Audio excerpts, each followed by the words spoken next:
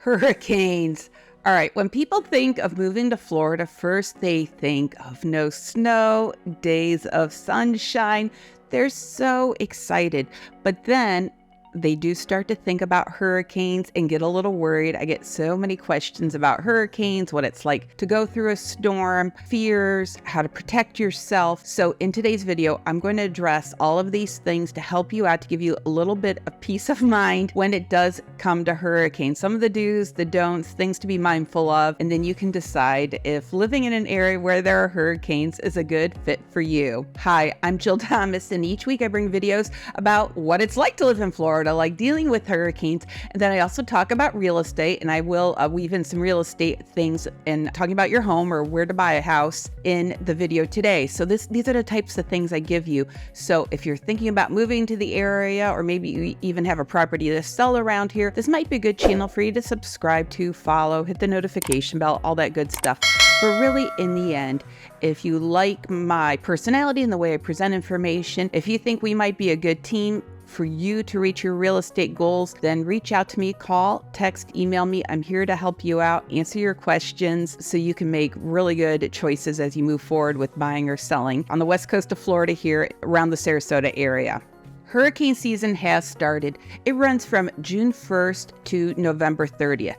Now, the Sarasota area has really been blessed because we have not been hit with major hurricanes, but we do get some bumps and bruises here and there as well. So we're not completely immune, and it doesn't mean that we could never get hit by a major storm. But like I said, thankfully, I've lived here since 1991. A little bit of power out, some trees down, maybe some fence damage. That's about it. So I'm grateful for that. But here's what you need to know about hurricanes, what the 2023 season's gonna look like, and things you can do to prepare yourself. First, I want you to be a little bit more educated on these different cyclones that we have. So first, number one, we're going to talk about tropical storms and tropical depressions. So this is what the weather is like leading up to a hurricane. And people usually in their minds just jump straight to hurricanes, but actually we see these storms and depressions more than we see major hurricanes. So there's a difference between all of these storms, and it really has to do with wind speed. So first, we have something called a tropical depression. And these are storms or tropical cyclones that are up to 38 miles per hour. We'll see some rain, we'll see some wind. Then it's gonna turn into, or it can turn into, a tropical storm, which is 39 miles per hour and higher.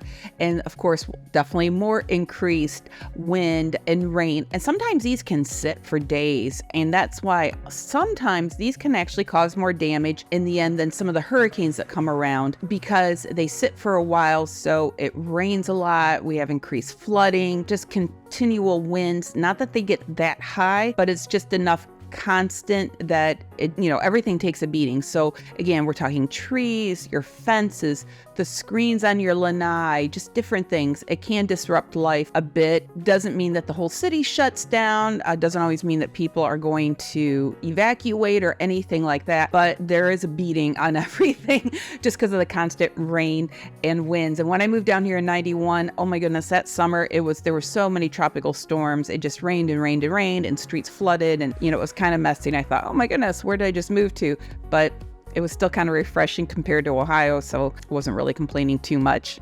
And in the end, it's just kind of the way of life here. I'm going to talk a little bit about hurricane preparations. So you definitely want to be prepared even for these storms, because your power can still go out maybe for a day or two or for a few hours. So you want to just be ready for things like that. You just never know how a storm is going to turn or what kind of damage it could cause. But definitely tropical storms and depressions should be on your radar. They're not something to be super fearful of. We do get a lot of rain in the summertime as well. So for me, just life goes on. I've shown homes in big storms like that, and later on, even the buyers were like, why did we do that? I'm like, I don't know, you were here, you're staying on Siesta Key, we go take a look at a couple places, it's raining sideways. I don't know, I just kind of push on. I've become a little bit more immune to it. I'm used to it, but if that's okay, if you're nervous, then stay home, stay off the streets, that's okay. Number two, hurricanes. Okay, so like I said, before a hurricane's a hurricane, it has to start off at something. It just doesn't go from 0 to 74 miles per hour and becomes a Cat 1 hurricane.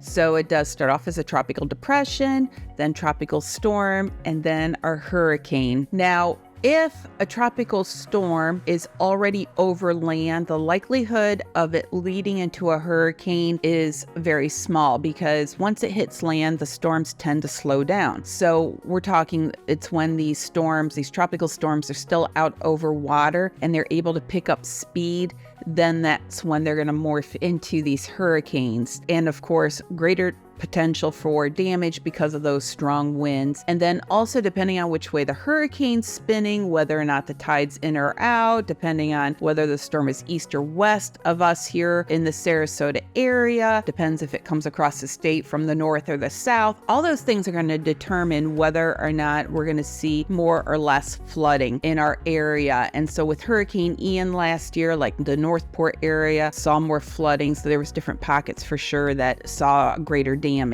But like I said, Sarasota itself, Bradenton, we were pretty good, like no complaints. Yes, we got a little beating, but it wasn't terrible. So we have these 5 categories with hurricanes. Category 1 is 74 to 95 miles per hour. Category 2 is 96 to 110 miles per hour. Category 3 is 111 to 129 miles per hour. A Cat 4 is 130 to 156 miles per hour. And then a Category 5 is anything from 157 miles per hour on up. Now, last year, when Hurricane Ian did hit farther south, it was a Cat 5. By the time it got to Sarasota, or in this area, because it was over land, it did slow down. I forget what it was at that time, how fast it was going. So some people in this area, they'll say, oh, I survived a Cat 5 hurricane. Well, no, it's actually like a Cat 3. It's still nothing to brush off for sure. But so keep that in mind too, is it can be one category when it hits land and then it slows down a bit, and then so that can change. Number 3, let's talk about the 2023 hurricane predictions.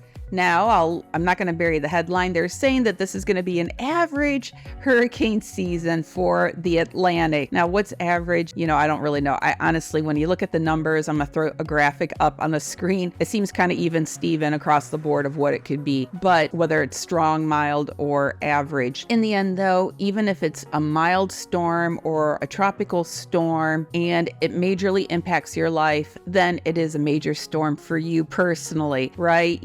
So even if it doesn't impact the whole state in a major way, if it impacts you, then it's a big deal. So I understand that. And that's why I want to give you some solid information so you can better prepare yourself to help minimize those damages. So right now, NOAA, the National Oceanic and Atmospheric Administration, is saying the following. They're predicting there's going to be 12 to 17 named storms. Now, a storm is named once it hits that 39 miles per hour and it's a tropical storm, just not a tropical depression. So you hear those names when they're way out there in the Atlantic, that's when it has to be at least 39 miles per hour at that point. Next, they're predicting 5 to 9 hurricanes, and of those, 1 to 4 will be major hurricanes. So even if there are major hurricanes, it doesn't even mean it's going to hit land, and it doesn't mean it's going to hit Florida. So keep that in mind. It could hit the farther north, the east coast of the United States. It could hit Texas. Sadly, sometimes they just go right across Cuba. So we see different things. So they're predicting there will be up to 1 to 4 major hurricanes. Number 4, home protection. Now I want to share with you some things you can either do with your house right now to help protect it when a storm comes, or if you're looking to buy in this area, characteristics or features of a house that might give you greater peace of mind. Now, some of these things are major and could cost big dollars, and some things are really simple to do. First, I want to talk about windows. Now, after 2004 moving forward, all homes are supposed to have either impact glass or hurricane shutters. There are a few homes with the 2004 date that don't have it, maybe because the permits were pulled in 2003 or something. I don't know. There's a little gray area right there. But really, 2004 forward, they should have the shutters or the impact glass. Now keep in mind that if you do have hurricane shutters and they're not installed and there's a storm and there's damage that could have been prevented had you had your hurricane shutters up, your insurance company will not protect you because they're saying, listen, we're going to give you a break on your insurance because of those shutters. So now you got to use them. Now let's go a little bit farther into how it does help insurance. What happens is you can have an inspector come out and look at your home, and they're going to do something for you called a wind mitigation report. We also call it just the wind mit as a little shortcut term there. You have your wind mitigation report or your wind mit, and you can give that to your insurance company. And if you do have hurricane shutters or impact glass in your windows, that can really help reduce cost of your insurance. But it just can't be just a handful of the windows or most of the windows or all the windows that just come into the house. This would also include your garage door. It needs to be up to code. If you have a man door, like a side garage door that goes directly outside, that one needs to be up to hurricane code. Or if there's a window in your garage, that has to, again, have the shutter or impact glass. So just because it's just going into the garage, it has to be everything. And then also your front door, keep that in mind too, because there's some doors out there with beautiful glass and everything, but if it's not impact or you don't have a shutter for it, then it's not going to work. Okay. So it's got to be like an all or nothing thing. And so with that, then you can present that to your insurance agent and get a reduction on your premium. So it can really, really help with your insurance rates. Next thing to talk about is the roof. And I know I talk about roofs in almost every video, but I feel like I can't talk about it enough. Okay, the newer, the better, because the roof is also a part of the wind mitigation report. And what they're looking for is how is that roof tied down to the house? And there's things called clips and nails, and there's very specific things they're looking for to make sure that that roof is secure so it doesn't pop up, and then of course the newer the better in terms of the shingles or the tiles or what type of material you're using. So if you get a new roof, even if your windows are old, like I have old 1970s windows. About 2 years ago now, I had a new roof put on, had the wind mitigation report redone, and I think even a new 4-point inspection, which has to do with roof, AC, or your heat, electric and plumbing. And then I gave that to my insurance agent, saved big dollars just for that. So even though everything else is old, new roof, big savings. So that's really a good thing. Okay, so we talked about big ticket items. Now let's talk about some practical things you can do when you know a storm is coming, even a tropical storm or tropical depression. First, secure loose items outside. We're talking, smaller flower pots. I got 3 gigantic flower pots in front of my house. There's no way I could ever move those. And so the likelihood of those tipping over are pretty minimal. But we're talking like your smaller flower pots. You got watering cans, outdoor furniture, little tables, little cute lanterns and decorative things. Get all of that inside. Cushions that are on outdoor furniture, whether it's even just on the lanai or directly outside. Maybe wind chimes. So think through, walk around your house, maybe even make a list of everything that you would want to move and know where you're going to move it to. So when the time comes, you're not in panic mode. You can just reference your list. You can have that security, get all of those things taken care of. One little hack that some people use, depending on the kind of outdoor furniture they have. If you have a swimming pool, some people will actually put their outdoor furniture directly into the swimming pool because it's not going to fly around then at all. Otherwise, I would recommend, if you can, bring it inside the house. All right, something else you can do. If you're in an area that tends to flood quickly, get some sandbags in place. Sometimes people have issues for some reason in the back of their house, depending on the drainage. Get some sandbags so you can line it along your sliding glass doors if that's what you've got to help protect your house. So that's something else you can do. And sometimes the county will have those available for you to go. They'll have some sand ready for you so you can fill some bags and bring them home. Okay, one more important thing I want to share with you in regards to a home. And this is really helpful for people who are moving to the area or maybe just aren't aware. Maybe you've been renting or you live in a condo or something. The location of your home it will also determine what level of risk you are at when it comes to these storms. Now, right away, everybody assumes, oh, if I'm closer to the water, if you're on the West Coast here, if I'm within a mile or so of the water, I'm at higher risk, or the same thing if you're on the East Coast. But you know what? That's not always the case. There's a couple things you do want to look at. First of all, flood zone. I used to say that if you were in zone X, you were not in a flood zone. I don't say it like that anymore. The whole entire state, you're in a flood zone. It's which zone is the least risky. The least risky is flood zone X, or sometimes you'll see it as X500. If you're in AE or something with a V, anything else that does not have an X is higher risk. So be mindful of that. Again, just because you could be very close to the water and not be in a flood zone because of the elevation, you could be inland miles and miles and you are in a flood zone because we still have rivers and creeks and different things.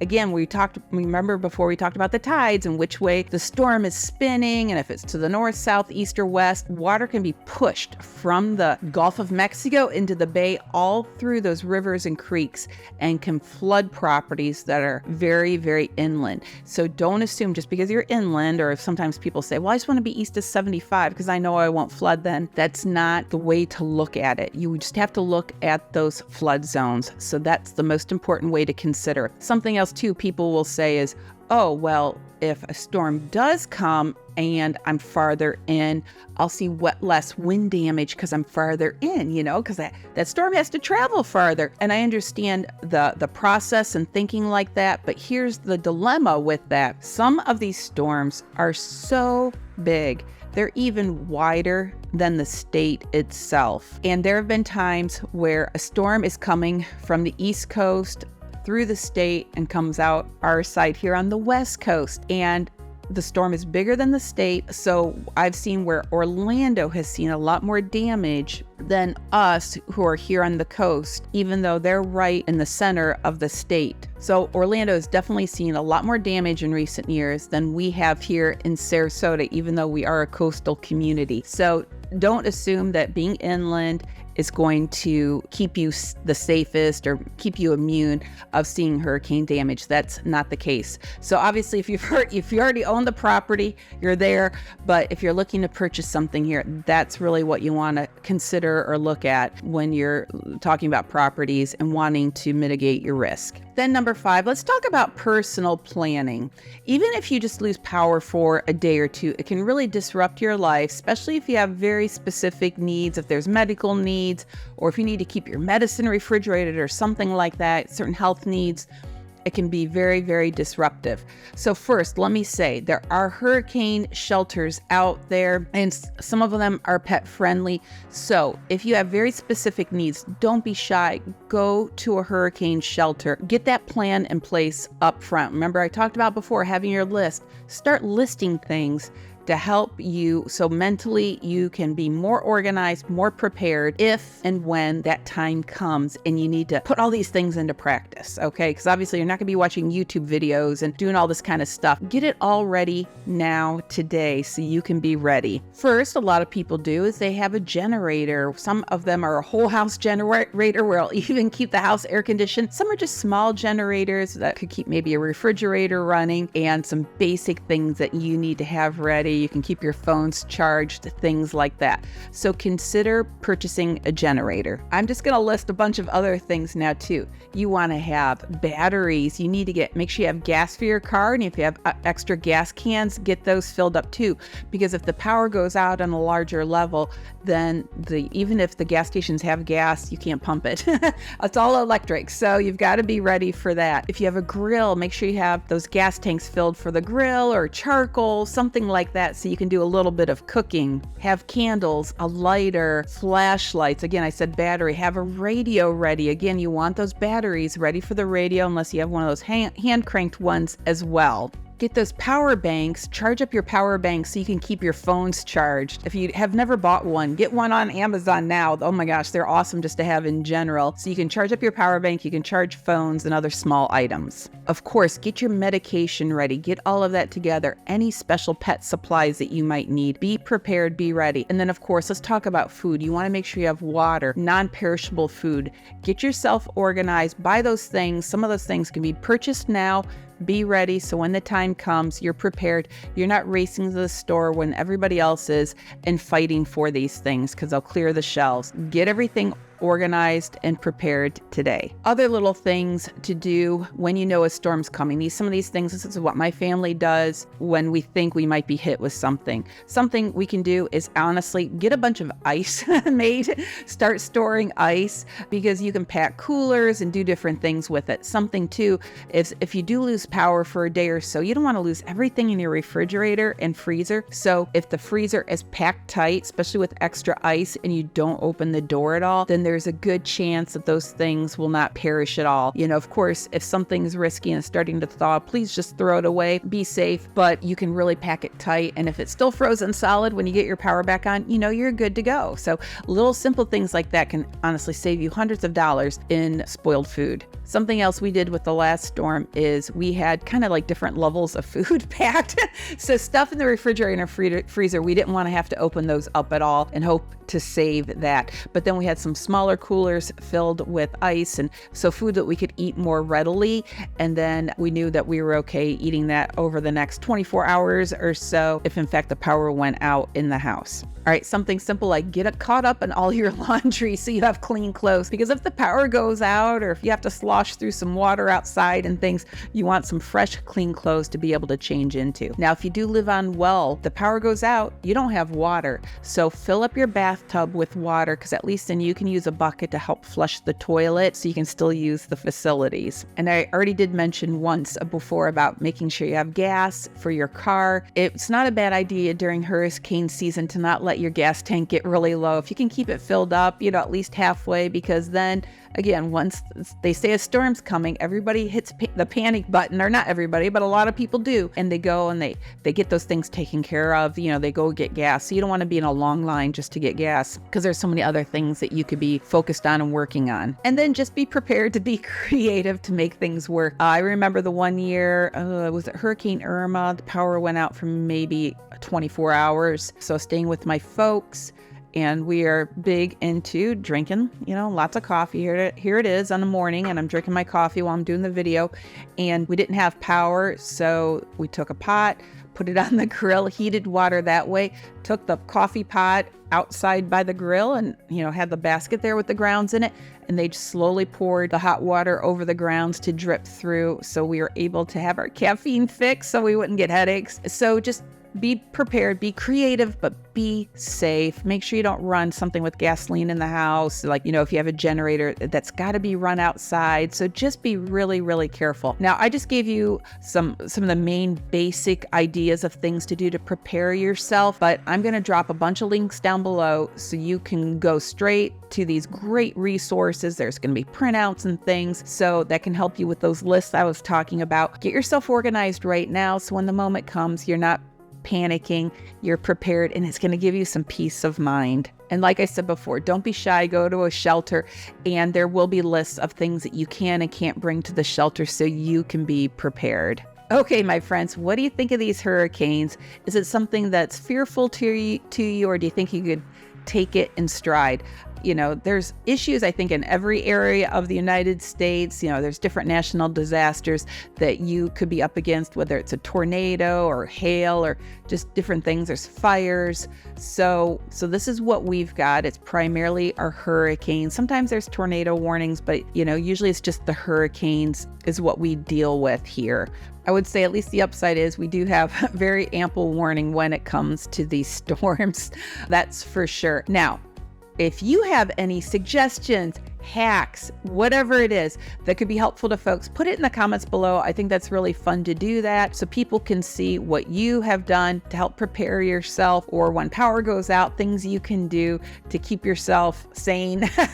Even if you're physically safe, it's still frustrating when we're used to having electricity and air conditioning and lights and everything, what you do to help get through those times. So please put that down in the comments below, or anything else that you thought I missed that people should be aware of. Okay, that would be such a huge help. All right, guys, thanks so much for watching. I really appreciate it. Have a lovely day.